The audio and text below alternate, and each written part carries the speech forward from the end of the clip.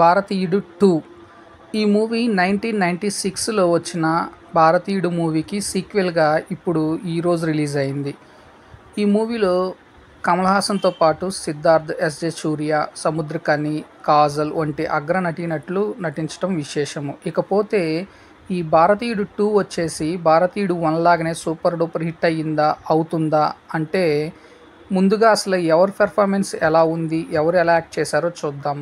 As usual Kamal Haasan గురించి ప్రత్యేకించి ఆయన యాక్టింగ్ గురించి చెప్పాల్సిన అవసరం లేదు, చించేస్తారు. ఇక డైరెక్షన్ పాయింట్ ఆఫ్ వ్యూకి వచ్చేతలకి శంకర్ పాత సినిమాల్లాగానే ఈ సినిమాని కూడా ఒక అపరిచితుడు, ఒక జెంటిల్మ్యాన్, ఒక భారతీయుడు, ఇలాంటి ఒక శివాజీ ఇలాంటి సినిమాల లాగానే ఈ సినిమాని కూడా బాగా తీర్చిదిద్దారా అంటే చూద్దాం, ఈ రివ్యూ ద్వారా తెలుసుకుందాం. ఇకపోతే సిద్ధార్థ క్యారెక్టర్ ఏంటి, బాబీ సింహ క్యారెక్టర్ ఏంటి, ఇవన్నీ ఈ సినిమాకి ప్లస్ అయ్యాయా లేదా అంటే ఈ రివ్యూ ద్వారా తెలుసుకుందాం. బేసిక్గా ఈ భారతీయుడు 2 స్టోరీ లైన్ వచ్చేసి భారతీయుడు 1లో అవినీతిపై పోరాడిన సేనాధిపతిని కంటిన్యూ చేస్తూ ఒక యువత, ముఖ్యంగా ప్రస్తుత జనరేషన్ బేస్ చేసుకొని యువతలో ఉన్న కొత్తదనాన్ని అలానే యువతలో ఉపయోగించుకునే టెక్నాలజీ ద్వారా చేసే మోసాలను బేస్ చేసుకొని అట్లానే సోషల్ మీడియాను కూడా యూజ్ చేసుకొని ఈ కథను తయారు చేయటం విశేషము. అసలు ఈ కథలో సోషల్ మీడియా ఇంపాక్ట్ ఏంటి, అట్లానే ఒక యువత ఒక సోషల్ మీడియాని హ్యాండిల్ చేసే లైక్ యూట్యూబ్ని ట్రెండ్ చేసుకొని నడిపే ఒక గ్రూపు ఎందుకు కమ్బ్యాక్ సేనాధిపతి అని అడుగుతారు, కమ్బ్యాక్ ఇండియన్ అని అడుగుతారు, అలానే క్లైమాక్స్కి వచ్చేదానికి గో బ్యాక్ ఇండియన్ అని ఎందుకు అడుగుతారు. ఇది మొత్తం ఒక డ్రామా లాగా చూపించాడు శంకర్.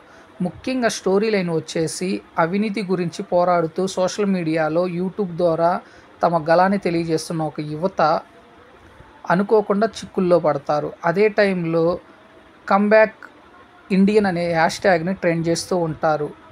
దాని ద్వారా సేనాధిపతి 108 ఏళ్ల ముసలివాడు ఎలా వచ్చాడు ప్రజల్లోకి, దేనిపై పోరాడాడు, ముఖ్యంగా ప్రస్తుత సమాజంలో ఎటువంటి టెక్నాలజీ ద్వారా అవినీతికి పాల్పడుతున్నారు. ముఖ్యంగా చెప్పాలి అంటే ఒక బస్ టికెట్ బుక్ చేసుకుంటే అది రెస్టారెంట్ ద్వారా కనెక్ట్ అవ్వటము, ఆ రెస్టారెంట్లో జరిగే అవినీతి, ఇట్లా ప్రతిదీ ఇంటర్లింకప్ అయి ఉండటము. అట్లానే ఫ్లైట్ టికెట్ బుక్ చేసుకుంటే ఆ తర్వాత ఏమవుతుంది, అలానే ఏదైనా ఒకటి కొన్నప్పుడు దాని మీద వచ్చేది ఏమిటి, ఇట్లా ప్రతి దాన్ని ప్రస్తుత సొసైటీలో జరిగే సేల్స్ అండ్ పర్చేజెస్, అట్లానే ఒక ట్రాన్సాక్షన్ మీద జరిగే అవినీతి, ప్రతిదీ స్పష్టంగా తెలియచేయడానికి బాగా ప్రయత్నించారు.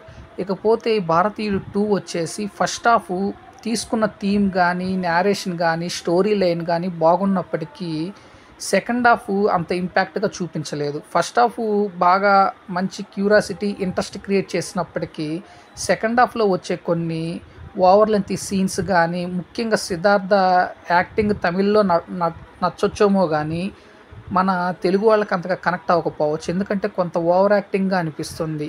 అసలు సేనాధిపతిని అరెస్ట్ చేయడానికి బాబీ సింహ క్యారెక్టర్ ఏంటి, ఒక పోలీస్ ఆఫీసర్గా ఎటువంటి రోల్ ప్లే చేశాడు. ఇకపోతే సముద్రఖని క్యారెక్టర్ ఏంటి, సముద్రఖని ఎందుకు సిద్ధార్థని తప్పుపడతాడు, సిద్ధార్థ తండ్రి అయ్యుండి కూడా సముద్రఖని సిద్ధార్థపై ఎందుకు ఆరోపణలు చేస్తాడు, అట్లానే సకల వల్లభుడుగా ఎస్జే సూర్య చేసిన క్యారెక్టర్ ఏంటి, ఇటు మొత్తాన్ని కొంతవరకు చూపించిన డైరెక్టర్ పూర్తిగా పరిపూర్ణంగా ఎక్స్ప్లెయిన్ చేయలేకపోవటానికి పార్ట్ 3 గురించి సరిగ్గా విశ్లేషణ అనేది ఇవ్వలేదేమో అనిపిస్తుంది.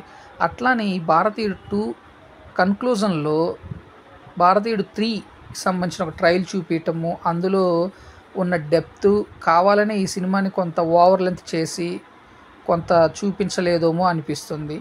ఏదేమైనప్పటికీ భారతీయుడు ఫస్ట్ భారతీయుడు 1లో ఉన్నంత ఇంటెన్సిటీ కానీ, ఇంట్రెస్టింగ్ కానీ, సన్నివేశాలు కానీ, ఎమోషన్స్ డ్రామా కానీ, వచ్చే యాక్షన్ సీక్వెన్సెస్ కానీ ఈ సినిమాలో కొరతగా ఉన్నట్టు అనిపిస్తుంది. ముఖ్యంగా చెప్పాలి అంటే అక్కడక్కడ ఈ సినిమాని డైరెక్షన్ చేసిన శంకరేనా అని అనిపిస్తుంది. ఎందుకంటే శంకర్ తీసే ప్రతి సినిమాలోని సన్నివేశాలు ఎంతో కనెక్టింగ్గా ఉంటాయి ప్రేక్షకుడికి. బట్ ఈ సినిమాలో వచ్చే కొన్ని సన్నివేశాలు చాలా సిల్లీ రీజన్స్లా అనిపిస్తాయి.